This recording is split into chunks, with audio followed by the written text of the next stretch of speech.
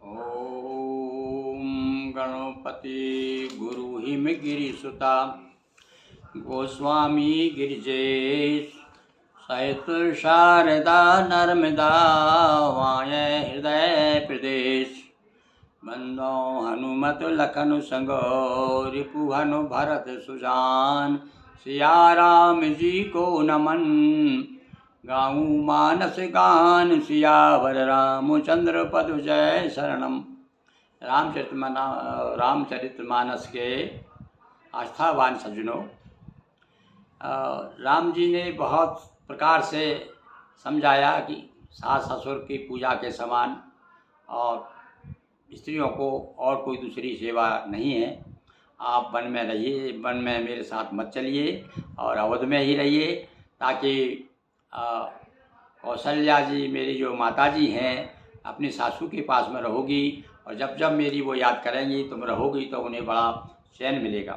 किंतु अब देखिए क्या बताया, किस प्रकार से सब सारा एक उन्होंने रूपक खींच दिया सीता जी ने कि जंगल में जैसे अयोध्या में मैं जिस प्रकार से रह रही हूँ वैसे ही सास ससुर मुझे वहाँ भी मिलेंगे, वहीं वैसे ही बिछौना मिलेगा, वैसे ही सुख मिलेगा और बार बार मैं आपको दर्शन करते रहूँगी तो सारे दुख काफूर होते रहेंगे। बन देवी बन देव उजारा उदारा करे हैं सासु ससुर सब। ये जंगल के बन देवी देवता सास ससुर के समान हो, आप साथ में रहेंगे ना तो ये सास ससुर के समान, जैसे मेरी सास और ससुर मुझे प्यार देते हैं वैसे ही मुझे प्यार देंगे। और कुछ कुशल साथरी सुहाई, और जो कुश के पत्ते पे सोने बिछा करके जब हम सोएंगे ना वो सेज जो है राजभवन के सेज की तरह हो जाएगी। कामदेव के तोषक जैसा उससे ज़्यादा सुख मिलेगा मुझे, पर कब मिलेगा आगे बताएंगे वो बात। कि कंदमूल फल अमीय आहारू, कंदमूल फल जो भोजन में मिलेगा वो अयोध्या के 100 तरह के जो व्यंजन हैं उसके तरह उनसे भी श्रेष्ठ है, उनके सरिस है और समान बताया। चिन्ह चिन्ह प्रभु पद कमल बिलो की, और क्षण क्षण आपके चरणों को दर्शन करते करते और मेरे सारे दुख दूर होते रहेंगे। रहे मुदित दिन, जैसे दिन में चकवी रात को वियोग हो जाता कहते हैं पति पत्नी का उनका है, तो वो जब दिन में मिलते तो एक बार चकचकी लगा के चकवी जो है चकवा को देखती रहती। और क्यों क्या देखती रहती, कहती भैया एक उस किनारे पर रहते वो किनारे रहते, वो रात में एक दूसरे किनारे पर चले जाते, नदी किनारे एक साथ नहीं रहते। तो कहते इसी तरह से मैं चकवी बन करके और आपको देखती रहूँगी, दर्शन करते रहूँगी। प्रभु वियोग बने दुख नाथ कहे बहु तेरे। महाराज आपने बहुत बड़ा लंबा चौड़ी एक लिस्ट सामने रख दी, काहे की दुखों की, जंगल में क्या क्या तुमको सामना करना पड़ेगा, और अंत में घोषणा भी कर दी है। क्या कहती है कि देखो जो बड़ों की बात नहीं मानते अंत में उन्हें दुख उठाना पड़ता है, ये भी आपने कह दिया है। पर फिर भी तो कहती हैं कि भय विखाद परिताप घनेरे, मुझे आपने और डराया भी है, भय भी दिखाया और बता दिया विखाद के इतने दुख हैं।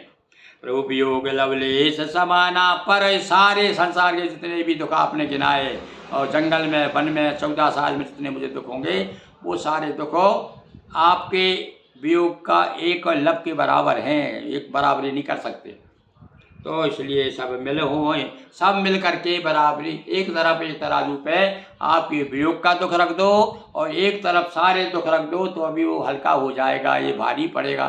तो महाराज लवलेश के समान है, मैं आपको छोड़ नहीं सकती। और असजिए जान सुजान शिरोमणि, आप धीरे से तारीफ भी कर रही हैं, यार वैसे आप सब समझदार हैं, जानते हैं सुजान के शिरोमणि हैं।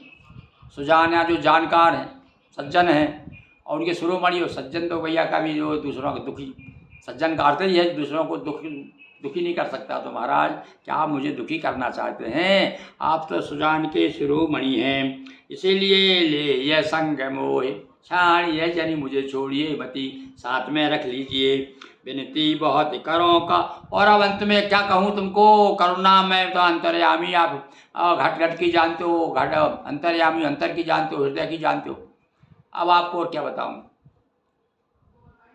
तो साराखी अवधि जो अवधि लगी रहे न जानी है प्राण, आप यदि अवध में मुझे रखेंगे, कब तक अवधि तक, जिस अवधि तक यानी 14 साल तक यदि वन में मैं मुझे यहाँ वन में ना ले जा करके घर में रखा, तो फिर ये प्राण जो है ये रहेंगे नहीं, ये लौट के आओगे फिर मैं तुमको मिलूंगी नहीं। दीन बंधु सुंदर सुखद शील स्नेह निधान। ए दीन बंधु, अब उस समय तो अपनी दीनता बता रही थी, क्योंकि ये अपने को जाना है ना साथ में। और आप सुख देने वाले हैं, सुंदर है, शील स्नेह सब निधान सब निभाने वाले हैं। तो ये सब ध्यान रखते हुए आप मुझे अपना साथ रखिएगा, साथ में आपके जाऊंगी ही। ये कहने का मतलब सीधा सा हो गया कि मैं रुकने वाली नहीं हूँ। बोलिए सियावर रामचंद्र। और भैया हम भी आप रुकने वाले नहीं हैं, क्योंकि इधर से आर्डर मिल गया है, नर्मदा जी की कृपा है, रोज़ हम आपको एक दोहे से दूसरे दोहे तक सुना रहे हैं। बोलिए सियावर रामचंद्र की जय। हर हर महादेव शंभो। हाँ तो भैया कौन सा दोहा, अब रामायण खोल के देख लीजिए, अब भी 66 दोहा चल रहा है, 65 से 66 दोहा तक आ गए। और इसी प्रकार से क्रम से थोड़ा सा भगवान का नाम तुलसी जाके बदन से धोखे हुई निकसत राम, धोखे से भी राम का नाम निकल जाए वो बड़ा कल्याणप्रद है। तो हम इसलिए भैया हमने ऐसा नियम बनाया है, और आप भी थोड़ा सा नियम बना लीजिए कि थोड़ा सा आ जाइए, सुनिए।